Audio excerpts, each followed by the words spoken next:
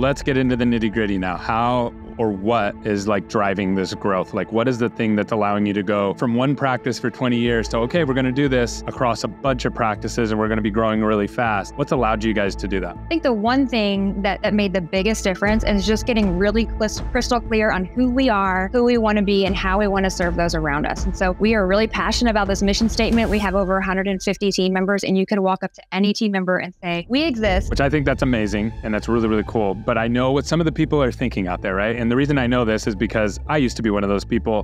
When I was like, I'd hear people say stuff like that, and I'm like, yeah, that's really cute. But like, how are you actually doing it, right? Welcome to another episode of Dental Marketing Go. I'm your host, Gary Bird. I'm the founder of SMC National, where we help you create, convert, and close more new patients so you can grow the way that you want. And I love my job because I get to talk to awesome people. And today, I got to interview Lindsey Holt, who has growing practices in a market that's really, really tough, to be honest with you. There's not a lot of dental marketing coming out of her area, but she is absolutely crushing it. And not only that, she gave the full blueprint from end to end of how she's grown her group.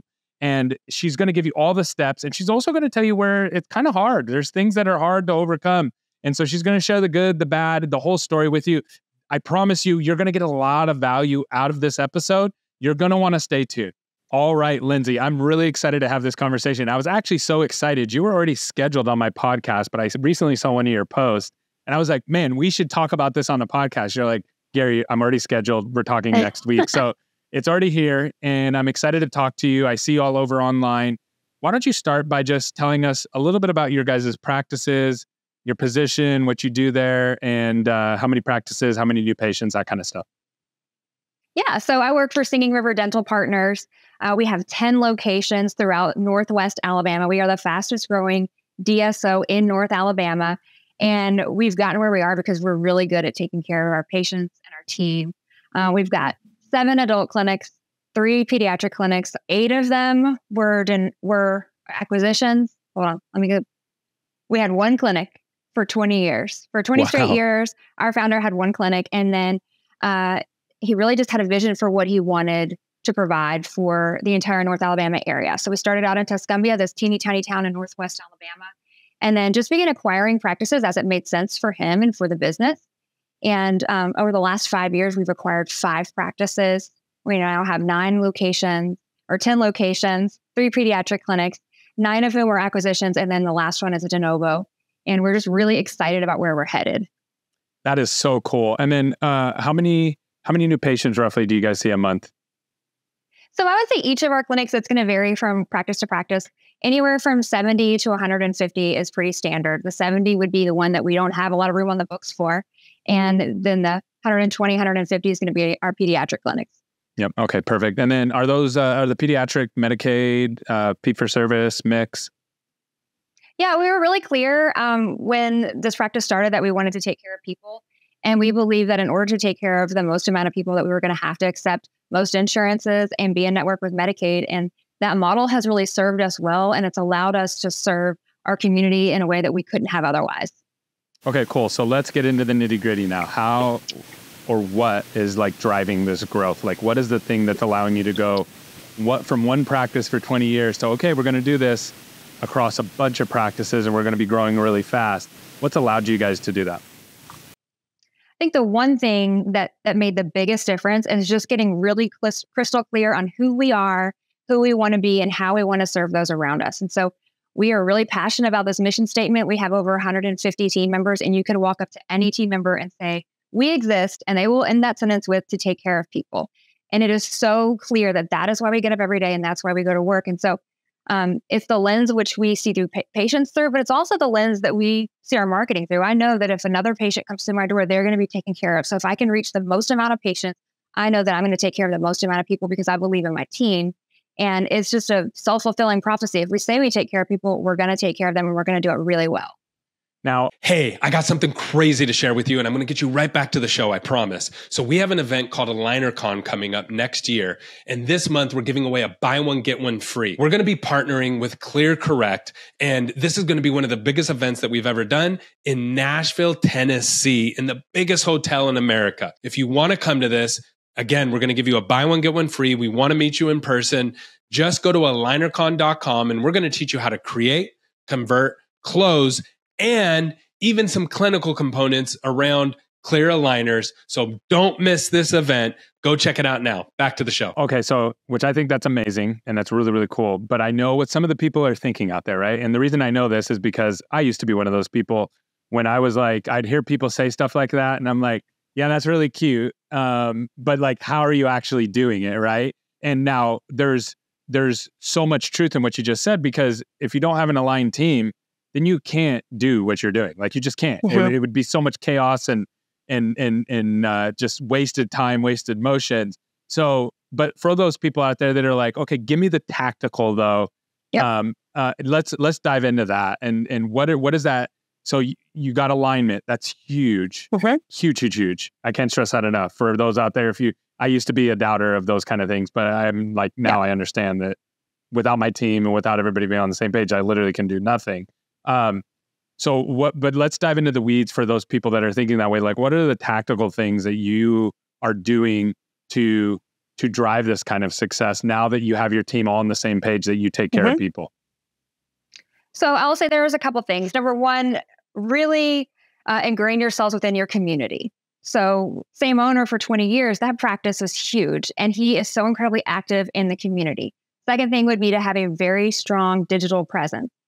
We looked at our website. We looked like we weren't ranking as high as we wanted to. And so we doubled down on SEO, reputation management, and then just making sure, everybody leaves a Google review. So we have a really high number of 5-star Google reviews, especially for our area. And it's because we ask our patients, will you please leave a review? You're going to you'll receive a text today at 6 p.m. Please be sure and tell us how you felt today. And then again, we talked about culture. I believe that our team is our very best marketing strategy out there. There is no better marketer than someone who works for Singing River Dental Partners, because they believe in what they do every day. So when I said being a part of the community, we will sponsor every baseball team, every tournament. There is no field in any of the towns that we represent that doesn't have Singing River Dentistry or Treehouse Children's Dentistry as a sponsor. And I love that, because when my favorite hygienist is sitting in the stands next to one of her brand new friends, and she says, oh, that's where you work, Singing River, I've been meaning to make an appointment. Then that opens the conversation and they see, okay, well, if they can take care of this baseball team in this way, they can probably take care of my child in that way. And I love this person that I'm sitting here talking to. I think that she would do a great job taking care of our family. And it really and then they're going to go online and they're going to read our Google reviews, and they're going to see we have 500 5-star Google reviews for that location alone. We're easy to find because we've made ourselves easy to find. And then the last leg of that would be our social media, which is to remind the community of the amazing time that they're having in our clinic. And the second thing that our social media does, it reminds your team of all the fun that they're having in the clinic as well. So we have a really active Instagram, Facebook pages, and people can really do their research before they walk in the door. And that's exactly what we want. I want them to walk in, know, and trust our team, because then they're going to say yes to all the services that we know they need, and we can take care of them better. That's really good. So let me just walk back through that. So you have an aligned team, you have a boatload of Google reviews. So everybody that's coming in, because your team's aligned, they'll leave you good Google reviews, but you got to ask for them. And then you have a great team culture. So the team wants to be there and doing the things that they want to do. And then you sponsor everything and everyone that you can in the neighborhood. So that way they all see you and know you. And then you post about all the things I just listed on Google. So you talk about your team being aligned. You talk about how many great Google reviews you have. Talk about your great team culture. You talk about all the things you're sponsoring. You talk about all of that on social. And it's just this wheel that's driving through. Did I get everything in there? You got it. I didn't mention that we are heavily involved in several different charities throughout our region. Our owner is incredible. He's just such a generous man. But we host what's called Saddle Up for St. Jude. It's the largest saddle up event in Northwest Alabama. And just in a 3-day weekend, we just raised over $440,000 for St. Jude Research Hospital. And it's because there's been a team of volunteers way beyond Singing River. But just to have our team a part of things like that, to offer free dental care to certain organizations. And we make sure that we publicize that, because I think it's important when it comes to attracting a new team member, but also patients as well. That's huge. Yeah. And I know a lot of times you do those kind of things because you want to give back, but they do help with marketing. People do see you, they do appreciate that. And they do go, hey, I want to I want to go to a place like that. So it really helps with top of mind awareness. And I know that's not why you're doing it, but it's definitely there. And I'd put that under that sponsor charity bucket. Now, here's one thing I want to call out. The only way this is possible, that you just listed all those things that you talked about, is if you have your everything under one brand. If you had 10 different brands, this model wouldn't work. It would be, you would need 10 Lindseys to be able to operate it. Could you talk about that a little bit? Yeah. And sometimes I wish I did have 10 Lindseys just to operate 10 locations. That would be amazing. That was a strategic move on our part. So talking about our pediatric clinics, we had one pediatric clinic, then we acquired a second, and then we acquired a third.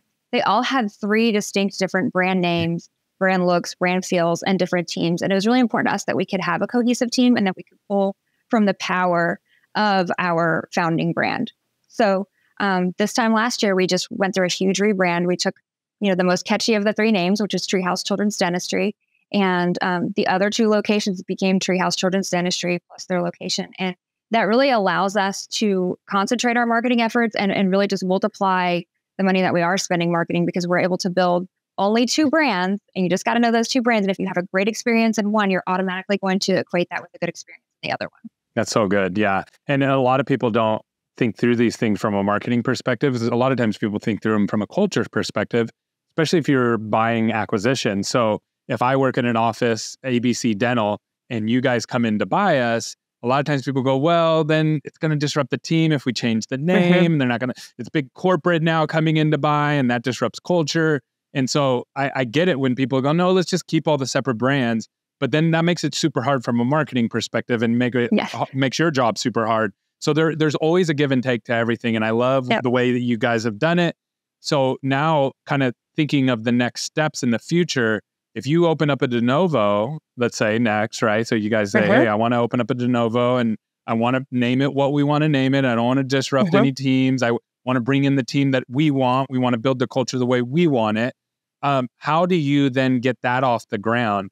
Like, what would be a new patient target for something like that? And then obviously you can't just sponsor something and get that goal. So how do you walk through that? That's so true. We actually did just open up our very first de novo this year. And it did present its own set of challenges. We couldn't really pull from our name as much, but we did still have a pretty strong brand name throughout that community, and just not like it is locally. So we did some traditional marketing. We did mailers, a lot of digital marketing, social marketing. And we talked about we have over 3,500 5-star Google reviews. We can pull from the power of the main brand, because when they look up Singing River Dentistry, they're going to see all those positive reviews. So again, it did still help us. And we just kind of got boots on the ground.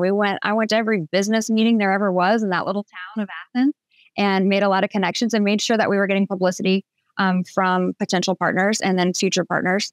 And I'm really proud to say that we've had steady new patients in that clinic since we opened in April for our big open house. And we try to partner with as many strong partners as we possibly can.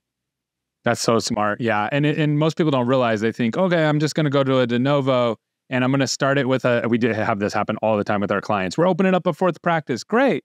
It's a de novo. Yeah. Okay, good. That's exciting.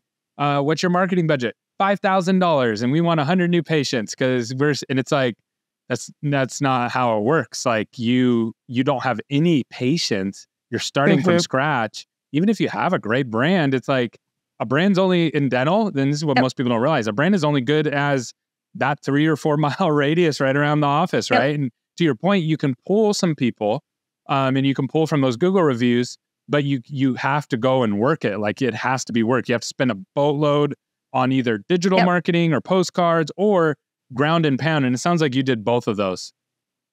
Yes, we did all 3 of those things, and we're still doing all 3 of those things. Sheesh. Just last week, I visited an apartment complex. I went to all the apartment complexes that are anywhere near our office and said, what can I put in your hands for your residents? Do you have a new resident packet? How can I get this? If people are moving, they want a dentist. So how can I help you help them find a dentist? I mean, it's how I want to spend my day, not necessarily. But it's part of a segment of the market that hasn't been touched yet. And I think it's important for us to think of all the things. Yeah, that's so good. Okay, so now that you know, okay, you've kind of gone through the cycle of dental, right? So you started with a single practice, and you understood how that practice was built with reputation, and and sound culture, team culture, and alignment, all those things. And then you said, okay, now we're going to do acquisitions, but we want to get everything under one brand, and that's has its own difficulties there. Okay. And then we're going to do a de novo, so that kind of removes some of those difficulties, but it puts a lot more pressure on the marketing side, right? Right. What's your future now that you know all of those things? Like if Lindsey got to draw the roadmap moving forward, how are you guys going to continue to expand? Well, I think we will continue to expand the same way we have when it makes sense for us financially. So we look at a practice and they're looking to sell, or they're just going to have a chat. If the financials match up and the team is a team we could work with, because we just did this, we just acquired, unfortunately, one of our local long-term dentists passed away unexpectedly. And so we were approached by his team, phenomenal team. The numbers were amazing. We were not planning on acquiring another practice. And so we had to do that in a very delicate way. It made sense for us and it made sense for them, but we knew they were hurting, and we knew that they were not looking forward to Singing River coming into their space. And we've done this before where we kind of take a little while to make changes, and we realized that is not the way to go. Yeah. So our changes were fast, but we went in and we assured them, like, hey, this is our culture. This is who we are. We will take care of you just like we take care of people.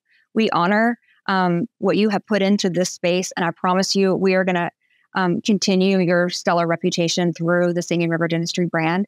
And it was almost like you're dating somebody new a little bit, and they've got to trust you and you've got to trust them. And I would say that's the other side to marketing, is be who you say you are.